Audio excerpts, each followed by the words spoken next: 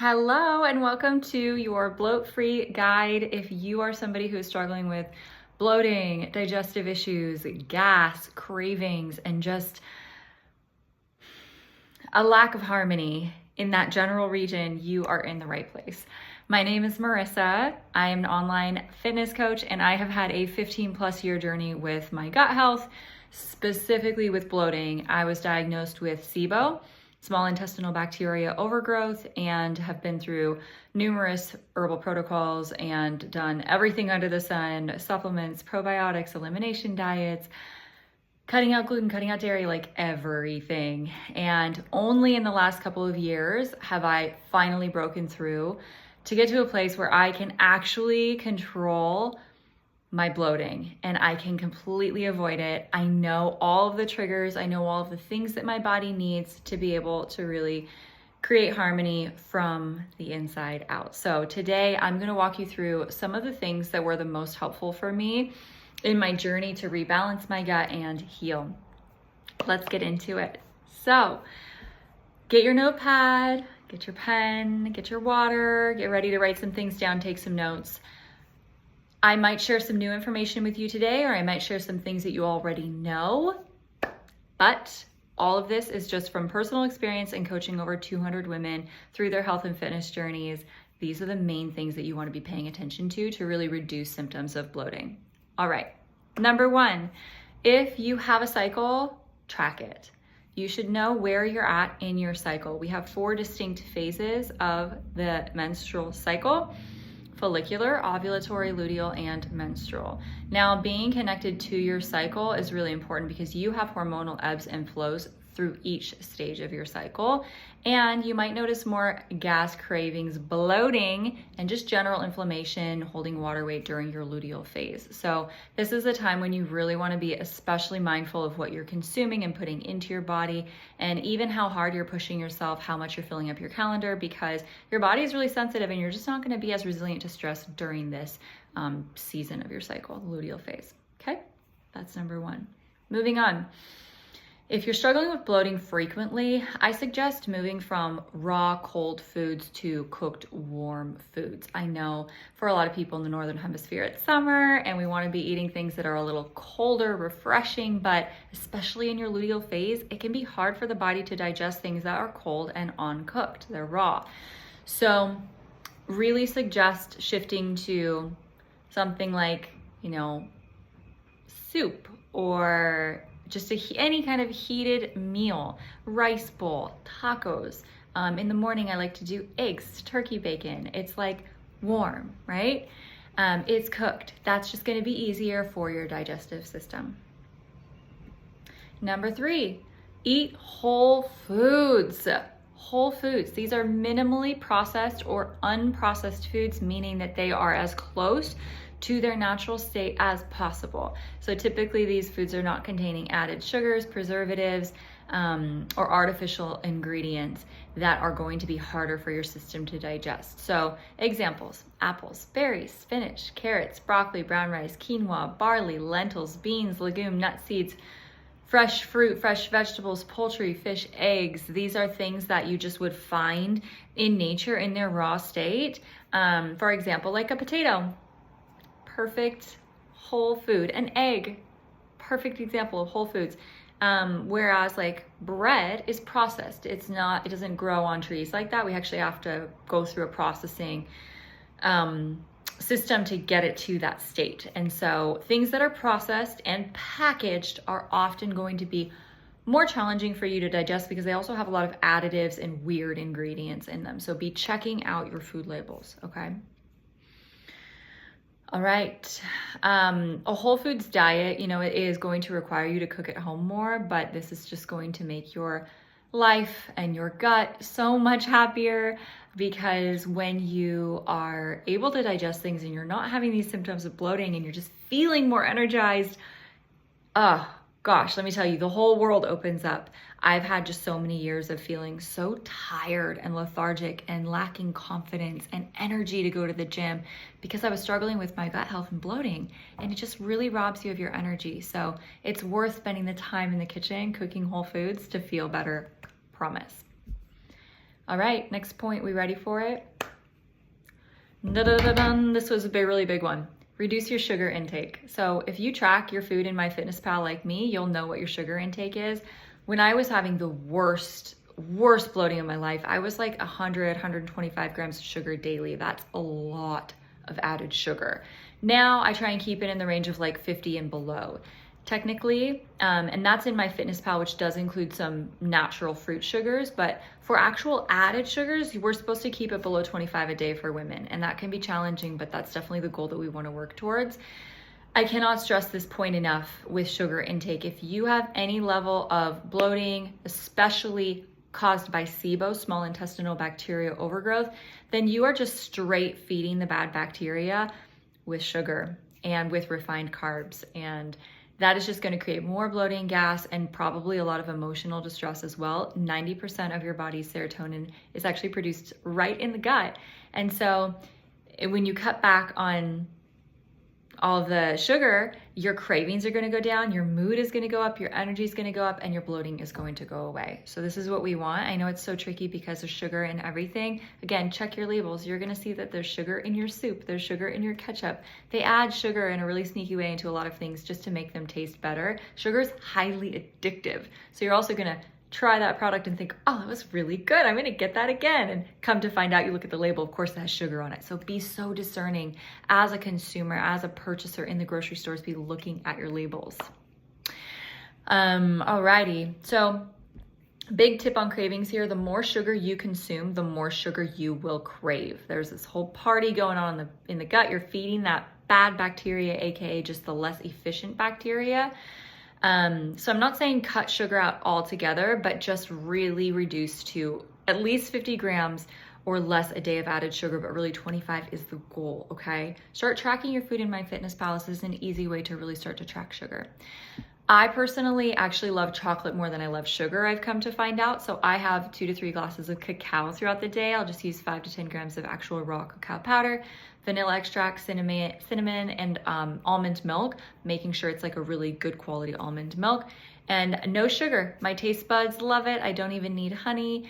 The less sugar you have, your taste buds will start to adapt. Super cool. So you'll start to just notice the natural sweetness of fruits and berries and apples and bananas and carrots, and like actual real food starts to taste better because your taste buds are back to where they should be. So cool.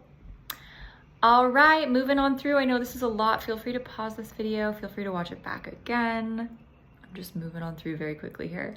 Next up, to reduce bloating, lower your caffeine intake. It took me a while to realize that caffeine was actually making me bloat. It didn't make sense to me. I was like, how would this have any effect on my bloating? But first it was coffee. I realized my body didn't really like that, so I switched to matcha, but then I realized even matcha makes me bloat. Not always, but a lot of times my body is just really caffeine sensitive. So switching to cacao, which does have a little caffeine, but not quite as much, was such a good move for me. And just, backstory on this is caffeine can stimulate stomach acid, disrupt gut motility, and spike your cortisol. So if you're already experiencing bloating, just do your body a favor, lower your intake or take it out altogether, and things are gonna flow a lot more smoothly. Okay, I know it's a really tricky one, so just kind of pull it back to start. And then like for me, I really just took caffeine out completely for a while, and now I just have cacao, which is really nice. Next point, move daily. This keeps your digestive system active, efficient, less inflamed. Even a 10 to 15 minute walk right after your meals can really help to reduce bloating. If you're looking for simple, fun starter workouts, shoot me a message. I'll send you one of my favorite workouts. Follow along style with me, so fun. I just noticed that like bloating is so much better for me when I am active each day. Next, chew your food. It sounds so simple, but when you are rushing through your day to get to your next meeting and you're just shoveling food down, it's really not going to digest well, because digestion starts in the mouth with the digestive enzymes in our saliva that break the food down before it even gets down into our gut. So you really do need to chew your food. And this is going to also activate your parasympathetic nervous system, AKA rest and digest. We want this, we really want this. We want to be off of our phones. We're not scrolling. We are eating one bite at a time, slowly, intentionally, okay? So chewing is activating your parasympathetic, and it's triggering stomach acid production, digestive enzyme release, and bile flow from the liver and gallbladder. So many things and processes are happening in the system when you chew. So genius. Your body knows what to do. Just slow down, enjoy your meals. Cook your food, take time to eat it. Cook your food, take time to eat it. Breathe. This is gonna require you to manage your time. That's actually the biggest issue for most people, is that they don't feel that they have enough time to cook, go grocery shopping, cook wholesome food, sit down, enjoy the meal. And that's a problem. It's gonna be a problem. So that's a whole nother rabbit hole, but look at your schedule on Sundays before the week begins and calendar block everything. That's what I do. I have my meals in my calendar. Next point, snacking. Let's talk about the snack attack. I don't want you to be snacking all throughout the day. I want you to be aiming for 3 to 4 meals a day with 30 grams of protein at least in each meal, spaced 3 to 4 hours apart, okay? 3 to 4 meals a day, 3 to 4 hours apart, 30 plus grams of protein. So if you are always snacking in between your meals, you're disrupting the migrating motor complex, MMC, which is a major reason people get bloated or puffy or backed up, even when they're eating clean, because the migrating motor complex is like your gut's housekeeper. So what's happening is there's a series of strong wave-like contractions that is sweeping undigested food, bacteria, and waste through the small intestine, and that's going to prevent things like SIBO, an overgrowth of bad bacteria. This kicks in about 90 to 120 minutes after your last bite of food or drink with calories. So cutting out snacking, consolidating your meals into 3 to 4 larger meals a day is going to make a really big difference. This helped me so much. And then getting towards the end here, balance your blood sugar. This is a holy grail. So a lot of women are just on a roller coaster ride with blood sugar. This is a foundational element of beating chronic bloating, especially if you have SIBO, IBS, or hormone imbalances. Many women are just waking up, they're eating, they're having their coffee or their matcha, and then they're waiting before they have breakfast for another hour or two, or they're skipping breakfast, or they're having something sweet for breakfast. Now, all of these things are a problem, because not only is your cortisol possibly spiking with that caffeine, but also you're not balancing your blood sugar first thing in the morning. And so that's going to kick off kind of a domino effect for the rest of the day and just set you up for failure from the very get-go, which is not what we want. So here's 3 things that you can do to balance your blood sugar. Number 1, have a savory breakfast. Breakfast first, then caffeine. This is for your hormones and your blood sugar. So making sure your breakfast is savory, aka not sweet. I like egg whites, turkey bacon, avocado toast, spinach. It's not sweet. There's nothing sweet in there. You might think like fruit in the morning is a good idea, but that is going to spike your blood sugar. So I don't recommend having fruit. If you really want to have fruit, I would have it after you have your greens, like your spinach, your kale, your protein. I would have carbs and fruit at the very end. Go follow the Glucose Goddess on Instagram. She talks about this method. So good. I also do 1 tablespoon of apple cider vinegar in my water before breakfast, which helps to support balanced blood sugar by preventing spikes. Next up for blood sugar balancing is having balanced meals. So including healthy fats, protein, and fiber in every single meal to support blood sugar. So not eating your carbs by themselves. Like, you're not just waking up and having a banana or having a muffin.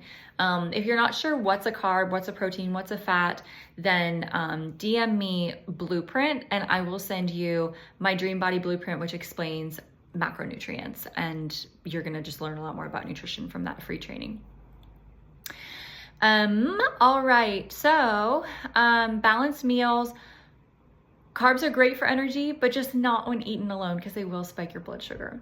And then last point is movement. So having a 10-minute walk or doing some movement, chores around the house, laundry, stuff like that, can really help to lower blood sugar, improve digestion, and reduce bloating, because that movement helps the muscles absorb glucose directly from the bloodstream. So these are all of my bloat-free tips. There are more, but I wanted to give you like some of the main key points.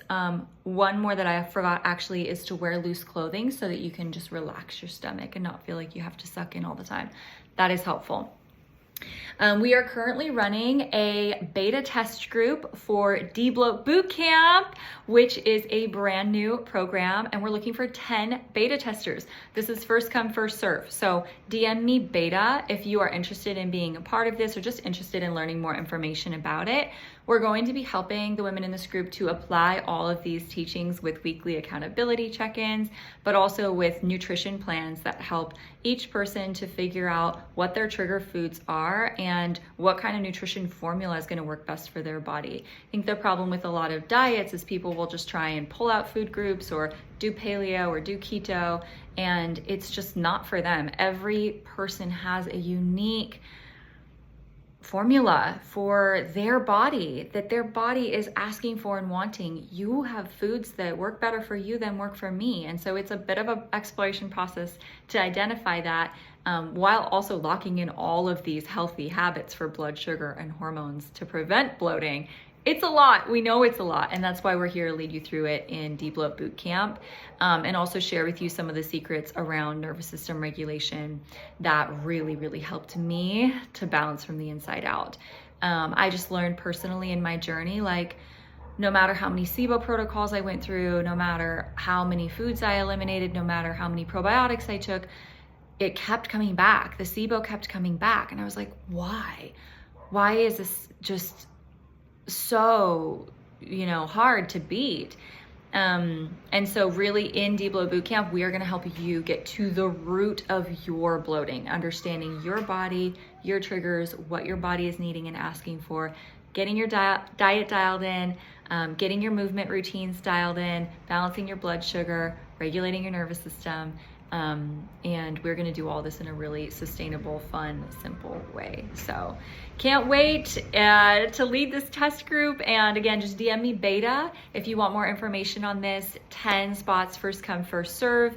And the women in this group are going to feel so much better in 3 months' time, going through all of the exact secrets that I used to help myself heal. Oh, so excited. Thank you for watching this. I'm sending you so much love and hope this was helpful, and definitely connect with me over on Instagram, Facebook, and let me know what points you took away.